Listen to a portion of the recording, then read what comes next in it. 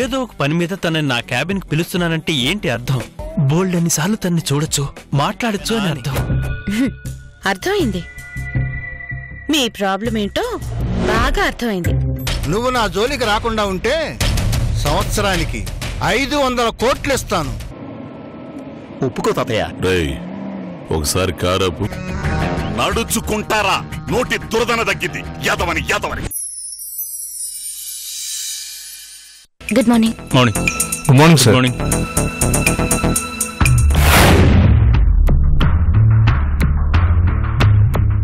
అమ్మయ్యా, రాలేదు అంటే ఆఫీస్ మానేసి వెళ్ళిపోయిందేమో. పోనీ, మొత్తానికి మంచి పని చేసింది.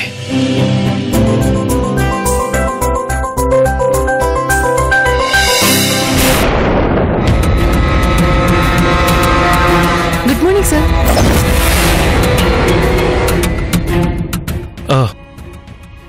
పొరపాటున వచ్చినట్టున్నాను. సార్, ఇది మీ క్యాబినే సార్.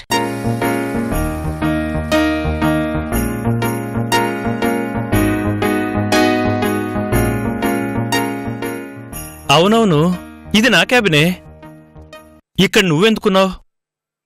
మీకు అసిస్టెంట్ని కదా, నన్ను ఈ రోజు నుంచి ఇక్కడే కూర్చోమన్నారు. అలా అని ఎవరు చెప్పారు? నేనే.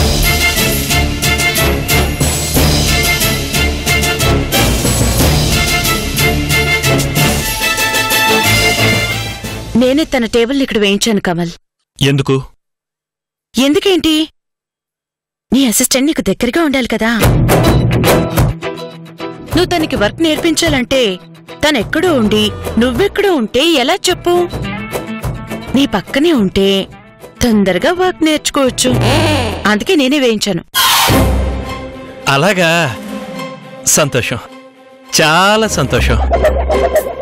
కమల్, ఒకసారి బయటకొస్తావా? ఇప్పుడు వస్తాను, రా.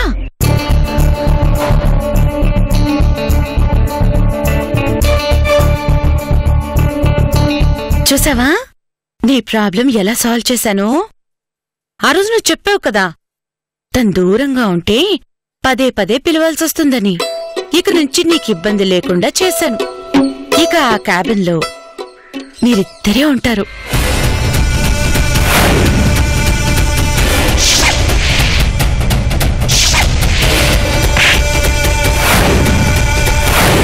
వస్తే పిచ్చి మహవా, నీకేం తెలుసు? అసలు అది ఎవరో కూడా నాకు తెలీదు. అసలు దాన్ని ఎలా పంపించాలా అని నేను చూస్తుంటే నువ్వు నన్ను మరింత ఇరికిస్తావా? అసలు నీకు బుద్ధుందా? అయినా నేను ప్రేమించాలా వద్దా చెప్పడానికి నువ్వెవరు? నీతో పెద్ద చిక్కొచ్చి పడింది.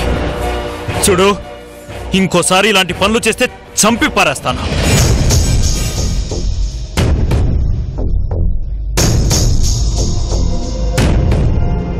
కమల్, ఏంటి ఎల్యూజినేషన్లోకి వెళ్ళిపోయావా? ఆ అమ్మాయితో నీ ప్రేమ గురించి చెప్పినట్టు, తను ఒప్పుకున్నట్టు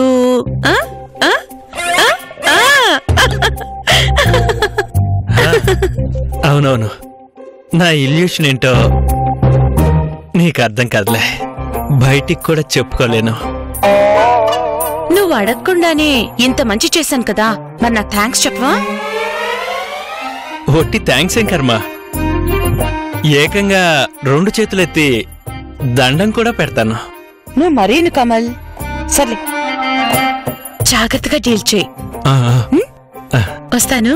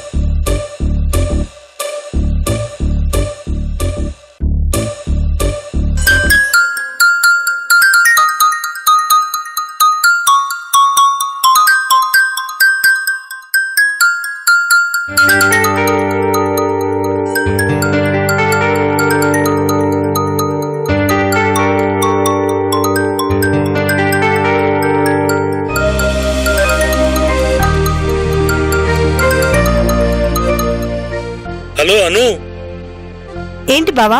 ప్రాబ్లం రాదు అన్నావుగా, వచ్చింది. వచ్చి నా పక్కనే కూర్చుంది. ఏం చెయ్యాలి? ఏమైంది? నువ్వు చెప్పింది ప్రయోగించినందుకు ప్రతిఫలంగా ఆ సర్ది టేబుల్ని నా క్యాబిన్లోని నా పక్కనే వేసింది. వచ్చి వచ్చి నా నెత్తిన కూర్చున్నట్టుంది.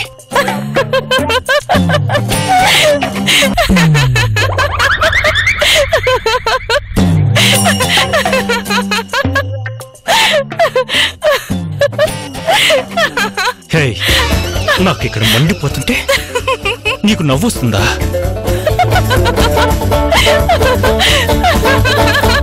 భాను, ఆపు. ముందా నవ్వాపు. అంటే అది కాదు బావా. చిచి, నీకు చెప్పటం నాది బుద్ధి తక్కువ. పెట్టి ఫోన్ పెట్టి.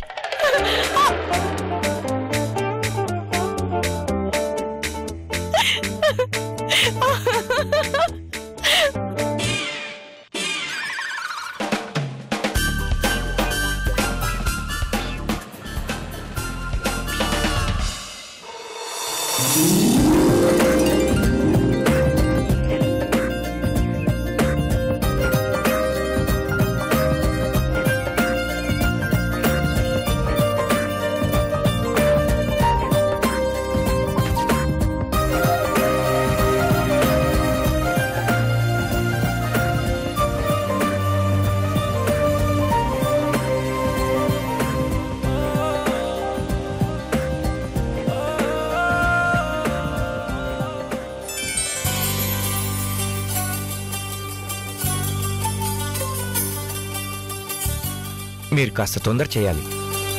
అయ్యా, మీరు చెప్పాక కూడా నేను ఆలస్యం చేస్తానా? అప్పటికి అన్ని పనులు వదిలేసి ఇదిగో ఈ పని మీదే తిరుగుతున్నాను. ఎంత ప్రయత్నం చేసినా మనకు తగిన సంబంధము అంటే ఏంటండి, లోకంలో పెళ్లి కొడుకులే లేకుండా పోయారా? ఎక్కడ చూసినా అమ్మాయి కావాలని అడుగుతుంటే సంబంధం దొరకట్లేదంటారేంటి? అమ్మా, కొన్ని విషయాలు మీరు వినడానికి ఇబ్బందిగా ఉన్నా అవి ఒప్పుకోవలసిన నిజాలు. మీ అమ్మాయి వయసు ముఖ్యంగా పెళ్ళిడు దాటిపోయింది అన్నది వాస్తవం. అది మీరు గమనించాలి. అమ్మాయి మాతో ఉండుంటే ఆ వయసుకే పెళ్లి చేసేవాళ్ళమండి. కానీ ఏం చేయమంటారు, మా కర్మకాలే అది మాకు దూరం అయింది.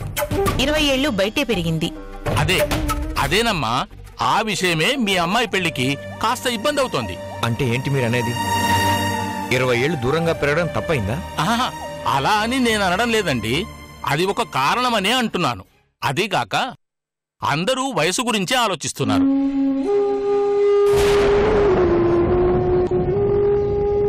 రెండో సంబంధం వాళ్ళు అడుగుతున్నారు. మరి ఎందుకండి నా కూతురికి రెండో సంబంధం వాళ్ళనివ్వాలి? నా కూతురికి ఏం తక్కువ? చూడండి, అవసరం అయితే పెళ్లిలోనే నా యావదాస్తి రాసిస్తాను. మంచి సంబంధాలు దొరుకుతాయి, వెతకండి. నా ప్రయత్నం నేను చేస్తాను. కానీ ఈలోగా మీరు చేయాల్సిన పని ఒకటుంది. ఏంటది? పట్టుకో పట్టుకో పట్టుకో. అమ్మని పట్టేసుకున్నాను. పట్టేసుకున్నాడు. ఇంకొకటి. నాకొద్దమ్మా. అమ్మా నన్ను పెట్టుకో. ఏయ్ ఆగు నాన్న, ఇదిగో తిను.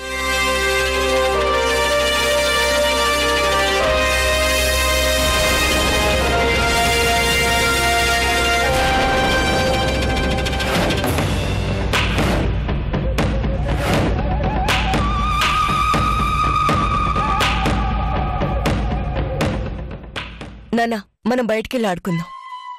దా.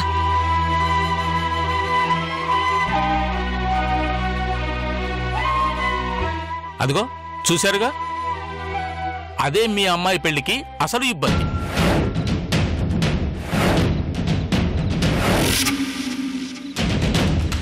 అసలు ఆ పిల్లలెవరు? వాళ్ళకి మీ అమ్మాయికి ఏమిటి సంబంధం?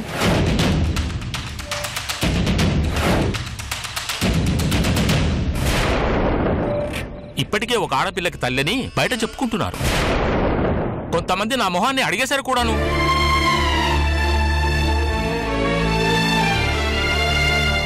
లేదండి, ఆ అమ్మాయి మా ఇంట్లో ఉండేది కదా, రేఖ అని. ఆ అమ్మాయి కూతురు ఆ విషయం మీరు చెప్తున్నారు, నేను వింటున్నాను. కానీ అందరికీ ఎలా చెప్పేది? చూసేవాళ్ళందరూ రకరకాలుగా అనుకుంటున్నారు. ఇప్పుడు ఇంకో పిల్లాడొచ్చి నా కళ్ళ ముందే అమ్మా అంటున్నాడు. నేనంటే అర్థం చేసుకోగలను, కానీ అందరికీ అర్థమయ్యేలా చేయలేం కదండి. అందుకే చెప్తున్నాను, వీలైనంత త్వరగా ఆ పిల్లల్ని పంపించేయండి. ఆ తర్వాత నాకు కబురు చేయండి. వస్తానమ్మా.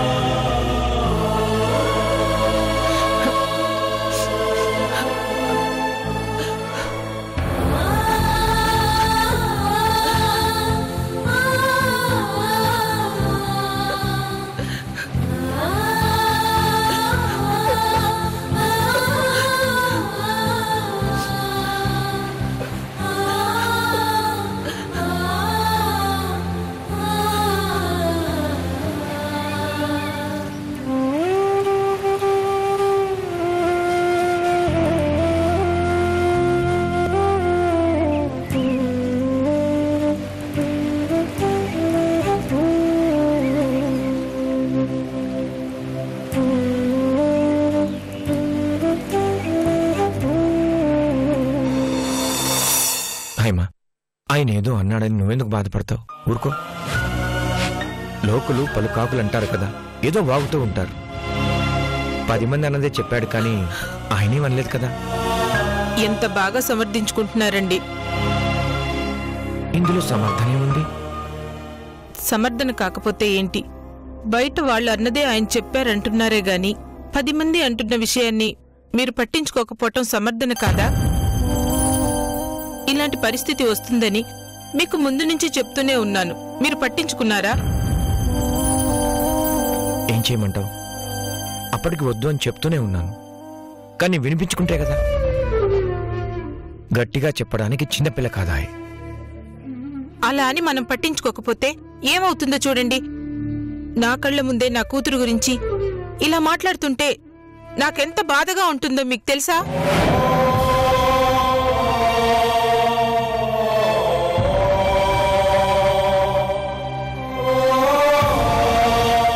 వీలు చూసుకుని విజయదుర్గకి నేను నచ్చి చెప్తాను.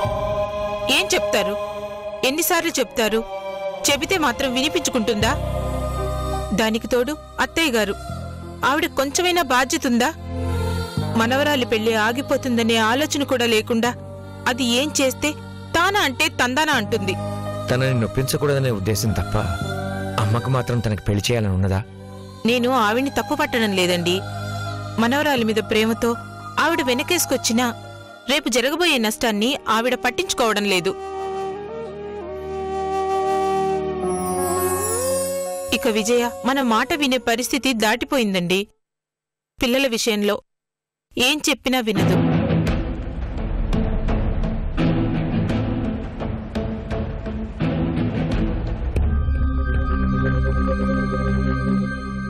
ఇప్పుడు చెప్పాల్సింది విజయదుర్గ కాదు,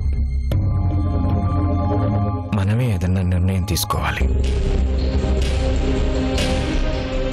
ఏం చేసినా తొందరగా నిర్ణయం తీసుకోండి.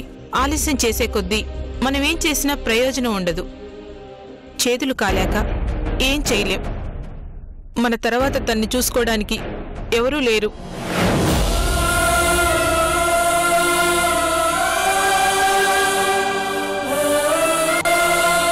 తనకంటూ ఓ కుటుంబం, పిల్లలు కావాలి. తనని బాగా చూసుకుని ఓ మనిషిని భర్తగా తెచ్చివ్వగలిగితే మనం తల్లిదండ్రులుగా ఓ మంచి చేసిన వాళ్ళం అవుతాం. లేదంటే లేదు హైమ,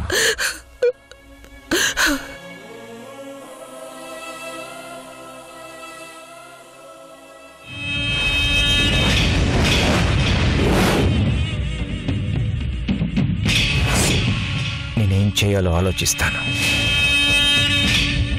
చేస్తాను, నేనే చేస్తాను.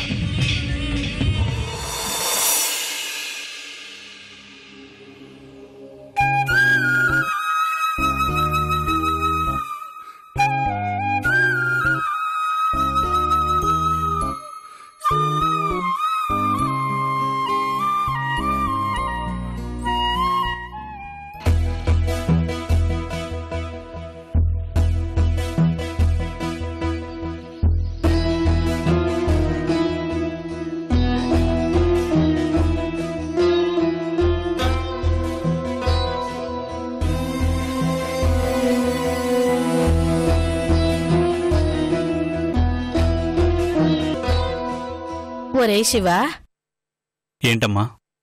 అదే కోడలు పిల్లాడు ఏడ్రా?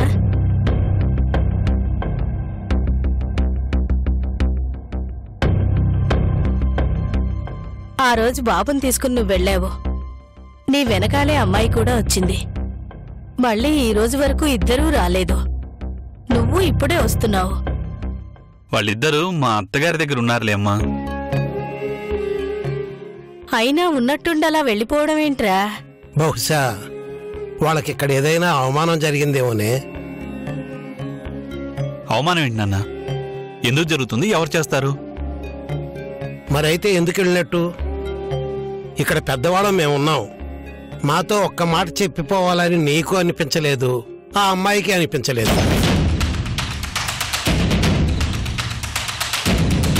అయినా ఆ రోజు పిల్లాణ్ణి ఎవరికీ చెప్పకుండా ఎందుకు తీసుకెళ్ళావురా? ఏంటమ్మా నువ్వు? ఈరోజు కాకపోతే రేపైనా పిల్లాన్ని ఏ రెసిడెన్షియల్ స్కూల్లోనూ చేర్పించాలి కదా. మీరు మరీ అంత మమకారం పెంచుకుంటే ఎలా చెప్పు?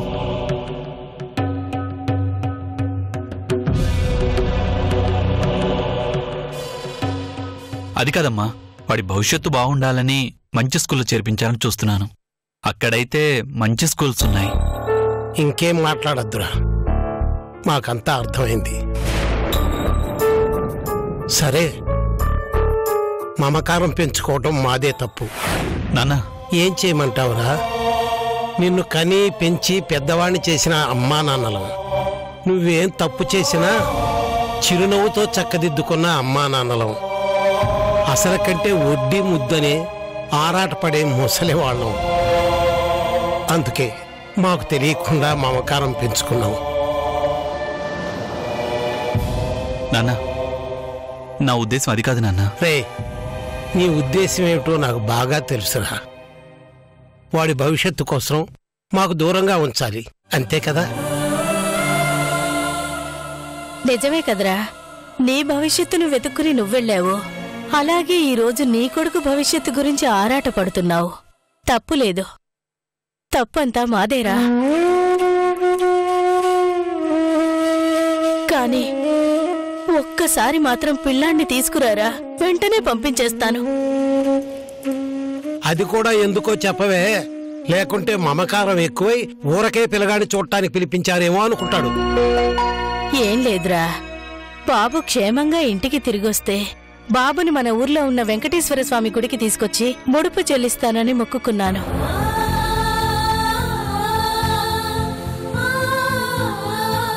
ఆ దేవుడు కరుణించి పిల్లాన్ని క్షేమంగా పంపించాడు. మరి నువ్వు కరుణిస్తే ఆ దేవుడు మొక్కు తీరుతుంది. నాన్న, దయచేసి అలా అనకండి. రే, వదలరా వదలరా చెయ్యి. పెద్ద మాట్లాడుతున్నావు. వాడు నీ కొడుకైతే మాకు మనవడరా. మమకారం పెంచుకోవద్దని నువ్వన్నా, వద్దని మేము అనుకున్నా అది జరగని పని. ఆ అనుబంధాన్ని ఆపడం ఎవరి వల్ల కాదు. నేను నీకంటే ముందు తండ్రినయ్యాను. నేను నీలాగే ఆలోచిస్తే నువ్విలా ఉండేవాడివే కాదు.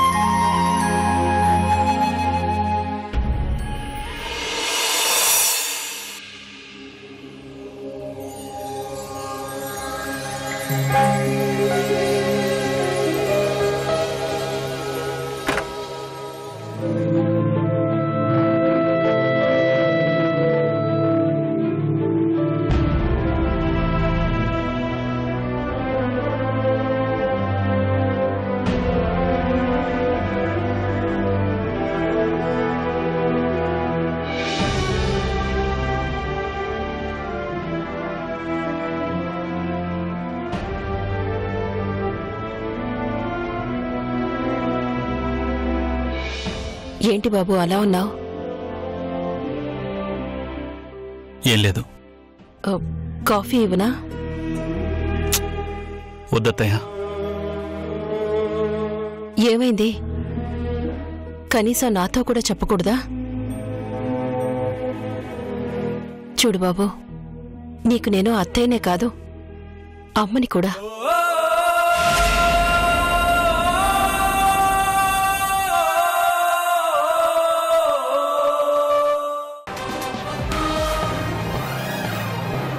బామ్మా, ఏంటమ్మా ఏమైంది? పిల్లలు కనిపించట్లేదు.